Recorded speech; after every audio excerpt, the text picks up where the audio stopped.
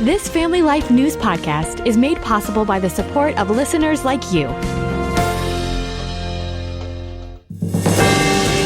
It's the Noon Report from Family Life, bringing a Christian worldview to what's happening in New York, Pennsylvania, across the country, and around the world.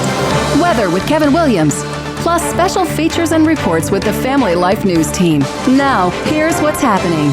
Good Friday afternoon. Thanks for checking in. No rest for the winter weary in the lake belts of central New York. A foot or more of the white stuff on the ground already in the Syracuse area, and there's more on the way this weekend. Schools were delayed or closed throughout the Salt City today due to slippery roads and whiteout conditions. We'll all get in on the action tomorrow with flurries, squalls, and tumbling temperatures. A warm-up is coming, though, by the middle part of next week. Still no deal to end or extend Obamacare. The U.S. Senate failed yesterday to pass competing bills that deal directly with the cost of health care in this country. Senate Minority Leader Chuck Schumer calls it a bad look for Republicans. Senate Republicans just shoved the American people off the side of a cliff with no parachute and with an anchor tied to their feet. But Senate Majority Leader John Thune says Obamacare is broken and everybody knows it, except Democrats. It is rife with waste, fraud, and abuse. It's been driving up insurance premiums for people in this country at 3 times the rate of inflation. And so you've got to have some reforms to make this work. The White House says the president will act unilaterally if Congress fails to come up with a fix-it plan for health care. 22 million Americans are at risk of higher premiums if those Obamacare subsidies are not extended by the end of the year. The Trump administration not ruling out more seizures of oil tankers, like the one that was raided off the coast of Venezuela this week by the Coast Guard. Press Secretary Caroline Leavitt. We're not going to stand by and watch sanctioned vessels sail the seas with black market oil, the proceeds of which will fuel narco-terrorism of rogue and illegitimate regimes around the world. Democrats fear the president's posturing when it comes to Venezuela may trigger an unnecessary and costly war. He seems to be sleepwalking into a war with Venezuela. The president is trying to get us into a war. What is the purpose of this war? The White House says Venezuela is using oil to fund terrorist activity. The tanker seized on Wednesday is being docked in Galveston, Texas. The White House plans to keep all that oil. President Trump has signed an executive order imposing a national standard for artificial intelligence. Joining him at that signing ceremony last night in the Oval Office, Texas Senator Ted Cruz. This is the single most important economic question in the country and in the world. Who wins the race for AI? The new order limits states' efforts to enact their own AI laws. The president says it's necessary to have uniformity in order to keep China in check. There's only going to be one winner here, the U.S. or China. China has a central source of approval, but people want to be in the United States. But if they had to get 50 different approvals from 50 different states, you could forget it. The president predicts in a few short years, AI will drive 50 to 60% of the total U.S. economy. He adds, there can only be one rule book if we're going to lead the world in AI. We have to be unified. China is unified because they have one vote. That's President Xi. He says do it, and that's the end of that. You know, we have a different system. The new White House AI czar says uniform standards does not mean that states cannot pass their own regulations when it comes to protecting kids from the dangers associated with artificial intelligence. Hundreds of National Guard troops are assisting in the fight against the floods in the Pacific Northwest. I moved here in 2013, and this is the worst I've ever seen it, and it's scary. First responders are using boats to pluck people to safety from their homes north of Seattle. Most of our rescues, we've had people sitting on the hood or the roof of their car out here. In Skagit County, nearly 100,000 residents have been chased from their homes due to rising river water. Catastrophic flooding across western Washington. The town of Hamilton in Skagit County was inundated with water, nearly reaching rooftops. More than a dozen rivers have hit major flood stage, trapping residents in their homes, submerging damaging vehicles and forcing road closures. That's Carter Evans reporting. Still to come on the Noon Report, a Friday edition. AI and the church, eye exams in Pennsylvania, and artificial advertising. Mark Webster explains after this. Good afternoon. I'm Kevin Williams. Looks like another wintry weekend is coming up. I'll spell things out in the forecast shortly. About 10 minutes. All right, Kevin, we'll see you then. Let's check the stories making news where you live, all across New York and Pennsylvania. Scary moments yesterday in Wyoming County, New York. A car and a train collided in the town of Java. A 22-year-old male driver in a Chevy Malibu struck that passenger train as it was crossing the highway. There were 174 passengers aboard that train. Amazingly, no one was injured. The driver was given a speeding ticket. A new comptroller's report shows young New Yorkers are making more money, but still not enough to keep up with the high cost of living in New York.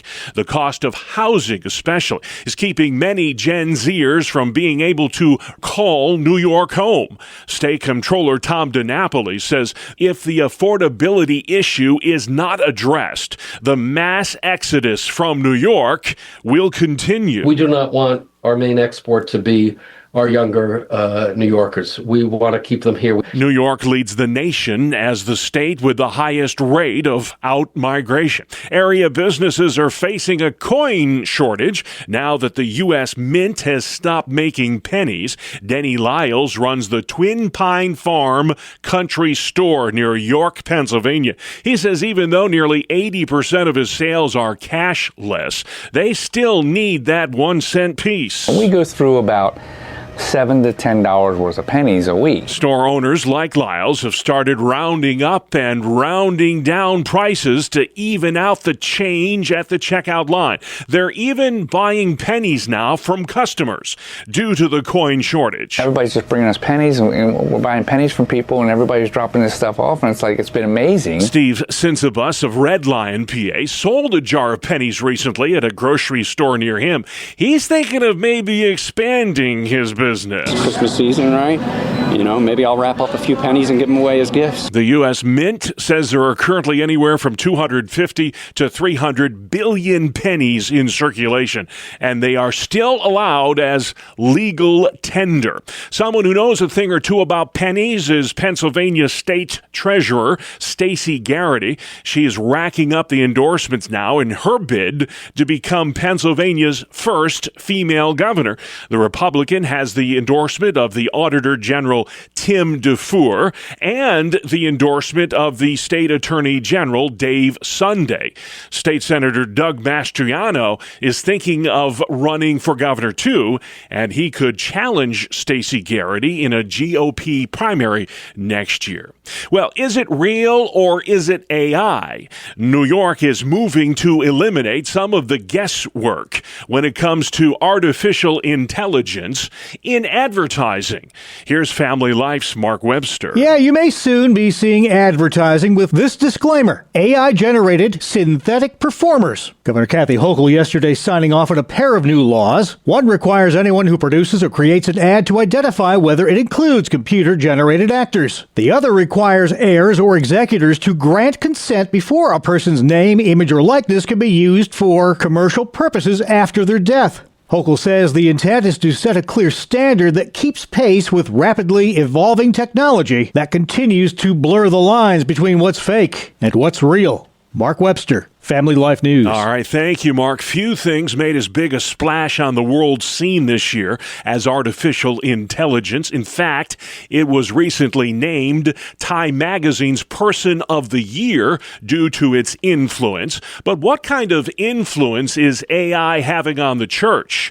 Steve Dunmeyer, lead pastor of the Victory Highway Wesleyan Church in Painted Post, New York, says AI, like anything else, can be used for good or bad. For me, I've only recently been dabbling in it. I think about C.S. Lewis, and he didn't like typing on a keyboard. He thought writing should be done with a pen and paper. The technology has changed, and there's new tools that are available to us. But in my own life, AI can help me make sure that I'm clear in my communication. That's not super important It doesn't have incredible spiritual weight. I'm not replacing my voice with AI. And then also, I've known some pastors who use it to develop group questions. Here's the sermon, put the sermon in the AI. Can you help me identify 5 discussion questions for a small group out of this? Yeah. I think that becomes a really helpful tool. Yeah. I remember I couldn't believe it years ago when I heard of drive-through Ash Wednesday services where you could, like, order in a Whopper, drive-through, a priest would administer the rites and you'd be on your way without even getting out of your car.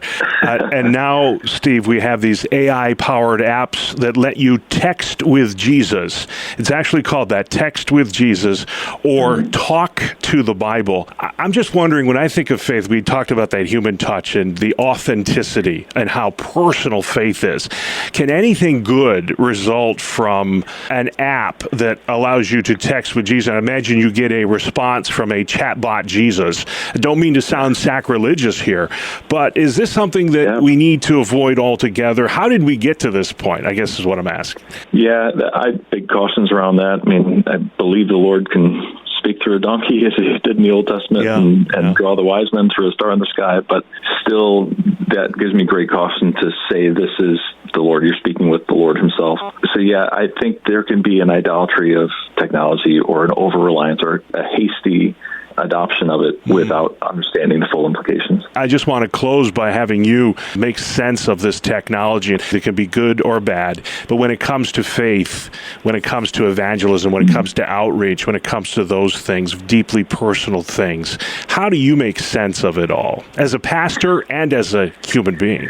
Yeah, I mean, as a pastor leading a large church and a staff, I've utilized it to make some of my routine tasks more efficient so I can get on to the more important work. I think that's a helpful use when you're using it to be more efficient. Same way that using a laptop is more efficient than a typewriter, which is more efficient than using pen and paper. I'm hesitant to see it take over art and music. I think those are things we don't want our computers to do. We want our computers to do the routine tasks. I want my computers to wash the dishes, not to write sermons. The balance I lead through is this enhancing my voice or clarifying my voice, or is it replacing my voice? And where we see it starting to replace a human voice, that's a big caution. 25 years ago, a lot of churches didn't have Wi-Fi, and now we're talking about AI impacting service planning and sermon preparation. Yeah. So it's a brave new world. A brave new world indeed. That's Steve Dunmire, lead pastor of the Victory Highway Wesleyan Church in Painted Post, New York. Well, Pennsylvania's about to get a futuristic option when it comes to eye care. It's called iBot, a pilot program featuring automated vision kiosks at a dozen Walmarts and a few Sam's Clubs around the Keystone State. These kiosks are located in Butler, Du Bois, Erie, Edinboro, and a half dozen other communities. For a fee of $25, users get a 15-minute eye exam, no appointment necessary. The results are then sent to an independent eye doctor who can write you a prescription. Nearly $250,000 is headed to the food bank of the Southern Tier, thanks to Wegmans' annual Checkout Hunger food drive. Dave Orlovsky manages the Wegmans in Johnson City, New York. He says Checkout Hunger has a huge impact on the local community. What makes it special is we feed people that have a need for food. That's pretty basic needs. So it's a great thing that we can do for the community. Way to go, Wegmans. Over 32 years, the grocery chain has collected $58 million for hunger relief. Onondaga County, New York executive Ryan McMahon is defending the $3 million that his county paid to a 91-year-old widow. She was paid that money to vacate her home in the town of Clay. Did we overpay in the grand scheme of things? Absolutely not. Was it more than we wanted to pay? Sure.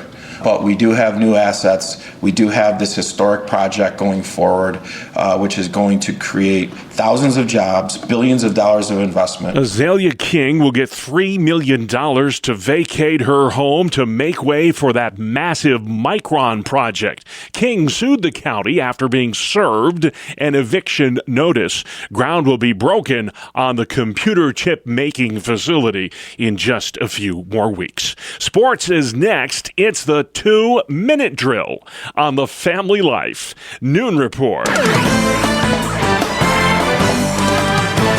Good afternoon, I'm Randy Snavely. Bob Zane Gonzalez nailed a 43-yard field goal as time expired to give the Atlanta Falcons a thrilling 29-28 victory on the road against the Tampa Bay Buccaneers.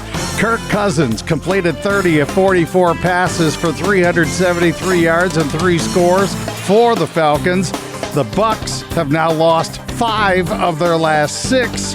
They're out of first place in the NFC South with a 7-7 record. On the ice, the Buffalo Sabres were in British Columbia to take on Vancouver, and they came away with a 3-2 victory. Rasmus Dahlin and Tage Thompson both had a goal and an assist. Zach Benson scored the game winner with just over 5 minutes left to play in the second period. The Penguins came up short in their 4-2 loss to the Canadiens in Pittsburgh. Brian Rust and Erik Karlsson scored goals for the Pens. The Islanders were home playing Anaheim, and they wasted no time in taking control of this one. New York scored 3 times in the first period and never looked back, winning 5-2. Anders Lee lit the lamp twice and had 2 assists for the Isles. New York has now won 5 of 6, and they are just 1 point out of first place in their division. The Flyers lost in overtime to Vegas 3-2. Trevor Zegras and Noah Juulsen scored for Philly. And finally this, Lindsey Vonn. Remember that name? The 41-year-old is making a comeback in downhill skiing, and she won her first race in nearly 8 years, smoking the field by almost a full second. Look out, ladies. The queen of downhill is back. That is a look at sports. All right. Thank you very much, Randy. And still to come on the Noon Report, a closer look at the Aussie ban on social media, why assisted suicide is bad healthcare, and previewing next year's midterms. What will matter most to voters? We'll take a look in 2 minutes. Welcome to Breakpoint, a daily look at an ever-changing culture through the lens of unchanging truth. For the Colson Center, I'm John Stonestreet. After an amazing victory on Mount Carmel against the prophets of Baal, Elijah fell into a deep depression. Not only had he seen God work in a miraculous way, he'd proven before Israel who was the one true God. And yet, almost immediately, Elijah questioned whether God could protect him from Jezebel and falsely believed he was the only faithful believer left in the nation. Now, there's a lot to learn from this story, both about the vulnerabilities of humans and the kindness of God. For example, I love that the author of 1 Kings includes the detail that God sent an angel to Elijah to help him, and that meant help him sleep and cook him food. Also, by informing Elijah of the 7,000 people in Israel who had not bowed a knee to Baal, God was reminding Elijah that he was still very much at work in the world, and that he primarily works in the world through people. The new film Truth Rising tells the story of 5 courageous voices in this civilizational moment. For example, as a young teenager, Chloe Cole was so completely lost and deceived about who she was, she underwent a double mastectomy, attempting to be male. But God worked in her life to reveal what was true about who she is. And now, having detransitioned, she's a powerful advocate for the truth that humans are made in God's image, male and female. Now, courage is not typically a required qualification for bakers, but it was for Jack Phillips.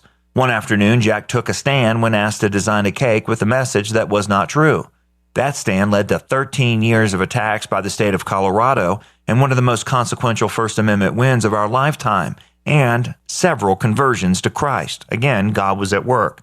Stories like these are at the heart of the Truth Rising documentary and the Truth Rising study. They remind us that God is still at work through his people today, just as he was on Mount Carmel through Elijah. For the Colson Center, I'm John Stonestreet with Breakpoint. All right, John, let's head outside. Kevin Williams. Here is your family life forecast for this afternoon. Sun, clouds, a bit of a breeze. High temps, 20s and low 30s. Tonight, a little snow comes in late. Low temps down in the teens and low 20s. For tomorrow, it's cloudy with snow, varying intensity through the course of today, but several inches will accumulate in lake effect areas in particular. Temperatures peaking in the upper 20s and low 30s. Watch for some light accumulations in central and eastern Pennsylvania tomorrow night. Colder Sunday. Lake effect snow showers and flurries and high temps, teens and low 20s.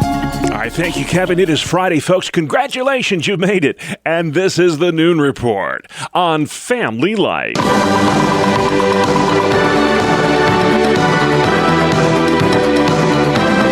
This is Capital Connection. Fridays during the Noon Report, to all that's happening in Albany and Harrisburg with the experts on the issues at the state capitals. They are Jason McGuire with New York Families and Michael Geer with the Pennsylvania Family Institute. Well, Michael, affordability is the buzzword this year. If I had $1 for every time I heard that word, I'd be a pretty rich guy. But the president talked about that in your neck of the woods this week. He had a campaign-style speech in the Pocono Mountains dealing with the economy, inflation, and all those issues that will resonate so much with the voters. How is this playing out in Pennsylvania? Well, it certainly is an issue. I mean, we saw the elections last month in places like New York City and New Jersey and Virginia where affordability was sort of the key word. You just mentioned it. We hear it all the time. And you walk into any grocery store in Scranton or Erie, and you'll hear the same thing. People are stunned at the cash register. I was meeting the other day with some Christian school leaders, and they said enrollment is down this year. In some measure, that's because of affordability, which is why we push so hard for school choice. So I'm glad the president is taking it head on, but it's a big challenge. Yeah, and we've heard it so many times, Jason. You know, the party in power tends to lose seats in a midterm election, and that party is the Republican Party. So how many seats will they lose in New York? I know the governor has made affordability the central theme of her campaign as well. We've got another Republican thrown in the mix, Nassau County Executive Bruce Blakeman. So it should be an interesting primary next year. But how vulnerable are Republicans when it comes to control of Congress? Well, I think they're very vulnerable for much of what we've already talked about. The issue is affordability. And it is the party in power. They do have the responsibility to take some actions. And we have been critical at our organization concerning some of the federal deficits that are going on. So I think there is a real problem for Republicans. We're watching what has happened even in Miami with that mayoral race, where now that has tipped for a Democrat candidate for the first time in 30 years. And those are all warning signs for a Republican Party that they have got to be responsive to the needs of the American people if they want to retain power. All right, we'll see if they can turn that ship around. Michael, I want to bring this issue up because it's such an issue in New York, and I know it's been talked about in Pennsylvania as well. Why is physician-assisted suicide not just unethical, but also immoral? And what happens when a culture begins to accept this practice as a form of health care? And it's very troubling. You know, what would have been described as murder and prosecuted as murder just a few years ago is now being promoted and accepted as this so-called medical aid in dying or physician-assisted suicide. You know, if we truly believe, and we do, that every human life is made in the image of God and possesses inherent dignity from womb until natural death, then we shouldn't be drawing an exception and suggesting that we have this personal autonomy that lets us choose death when we want to. God is the author and giver of life and also the one who should be determining when our ultimate life on earth ends. The reason that it's so immoral is just it violates God's creation order, the biblical principles. And then what we see in Canada is they start out with people who are terminally ill. Now we have teens and others just because their romance is not going well being put to death. Yeah, fifth leading cause of death in Canada now is physician-assisted suicide, according to the Colson Center. Just mind-boggling. I know, Jason, you know this name, Jack Kevorkian. This was a guy decades ago. They nicknamed him Dr. Death, who was pushing doctor-assisted suicide. But now it could be law. Will Governor Hochul sign this medical aid in dying bill?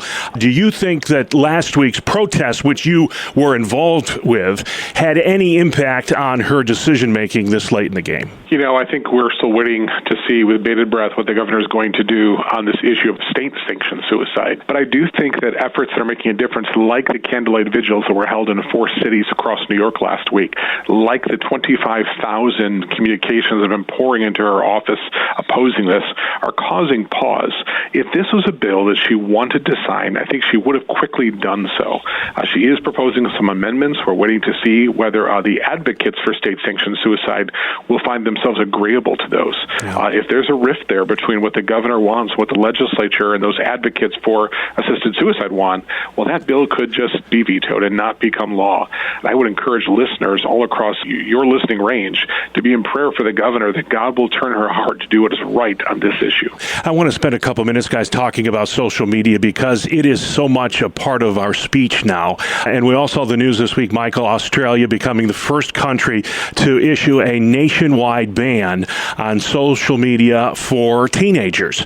There's some great debate about whether or not this suppresses free speech. I got to ask you, how much of our digital detox, which, let's admit it, we all need to be doing more of, how much of that should be government regulated versus just personal accountability and maybe moms and dads being more involved in their kids' lives here? Well, I think there's a role for both. I'm watching what's happening in Australia pretty closely because teens are very tech savvy and can find their ways to get around it. But the reality is these apps are engineered to hook our kids like slot machines. The data on teen depression, anxiety, and suicide linked to heavy social media use is overwhelming. I think the best path is strong parental responsibility, limit screen times or no phones at all, certainly get the phones out of bedrooms at night. Yeah. And then I think we can have common sense laws requiring age verification, which is something we're working on here at Pennsylvania Family Institute with our legislature. Yeah, there's so much government can do here, Jason. And you're already seeing in Australia where the Prime Minister is getting texts from some of these teenagers saying, I'm still on Snapchat or TikTok or whatever the other ones are. But I got to ask you that same kind of question. Does the ban raise free speech concerns for you? And do you think other nations like the U.S. may follow suit? But how do you begin to enforce such a ban? Yeah, I mean, just speaking broadly to the issue, I agree with so much what Michael had to say there, especially regarding, I think, the control for these apps when it comes to minors has to occur at that app store level. If it's done app by app, there'll just be a workaround. I think we're going to have to find that it's going to have age verification at the app store. But really, what you're doing with actions such as that is you are empowering parents to be able to do what parents need to do.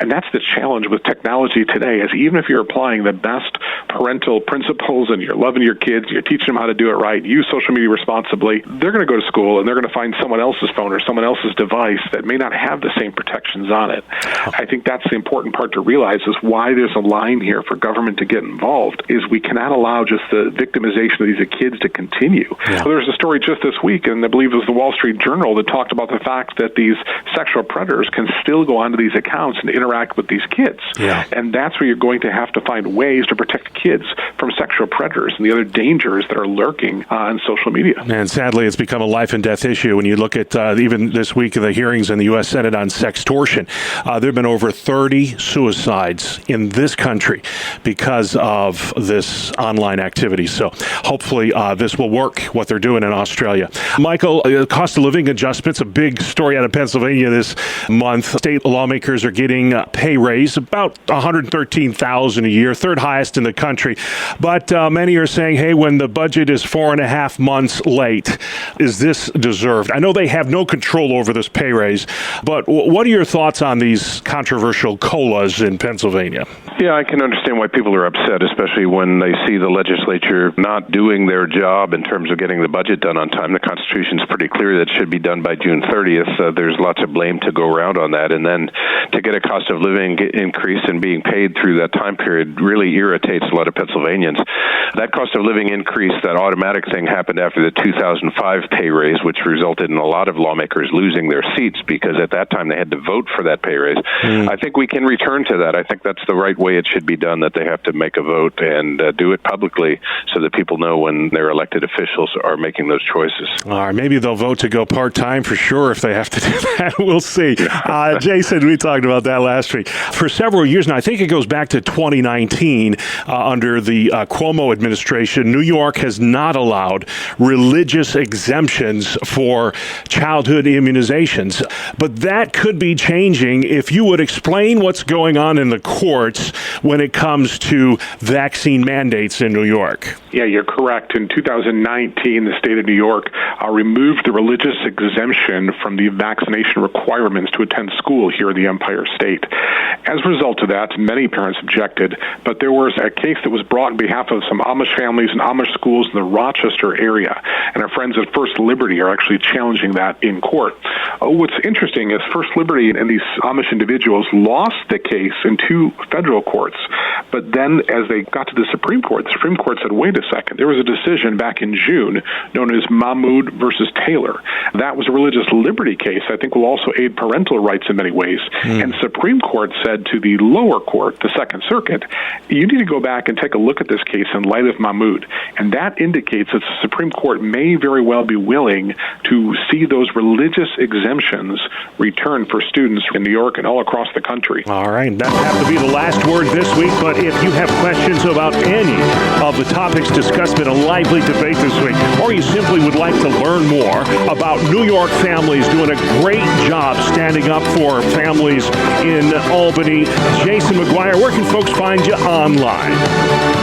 NewYorkFamilies.org. Stay informed on all the issues in Pennsylvania as well. If you want to know more about the Pennsylvania Family Institute, Michael, where can folks find you? PAFamily.org. All right, thank you, guys. Capital Connection comes your way every Friday during the Noon Report or online anytime at Apple Podcasts, Spotify, YouTube, or FamilyLife.org. Good afternoon. Here is your Family Life regional weather forecast. We're tracking two features that will impact our weekend weather. An Arctic cold front that will arrive during the weekend with flurries, squalls, and tumbling temperatures by Sunday. Additionally, an area of low pressure out of Missouri is coming east. That'll clip portions of Pennsylvania with a general light snow later tomorrow and tomorrow night. Forecast details for this afternoon, though, fairly uneventful. We'll find sun, clouds, a bit of a breeze. A few leftover flurries in the northern part of central New York, though. High temps, 20s and low 30s. Tonight, a little snow comes in late, mainly for western New York from lake effect. Low temps down in the teens and low 20s. For tomorrow, it's cloudy with snow, varying intensities through the course of the day, but several inches will accumulate in lake effect areas in particular. Temperatures peaking in the upper 20s and low 30s. Watch for some light accumulations in central and eastern Pennsylvania tomorrow night. Colder Sunday. Lake effect snow showers and flurries and high temps, teens and low 20s. All right, thank you, Kevin. Finally at noon, lost and found. Family Life's Brian Query tells us today's the day to find homes for the things that often get left behind. A single shoe, old keys, water bottles. There are many random things that get left behind by people in many places. And today we recognize these often forgotten treasures as it's National Lost and Found Day. The idea of lost and found isn't a new one. We can trace its roots back to the year 718, when Japanese monks tracked found items. In 1805, Napoleon Bonaparte opened the first lost and found as an office in Paris, where objects found on the streets of the city could be brought. And this courteous gesture has followed us since. Today, nearly every public place has a lost and found box, sustained by people who want to reunite the owner with their lost items. So today, return any items you may have located during the past year to the people who have lost them, and look for any personal belongings which you may have lost in the year as well. If you've been looking for a reason to do these things, now you've found one. Brian Query, Family Life News. All right, what once was lost has now been found. Thank you, Brian. And that's our world. The world we live in. Friday, December 12th. I'm Bob Price, Family Life News. You've been listening to the Noon Report, heard weekdays on Family Life. Thank you for listening.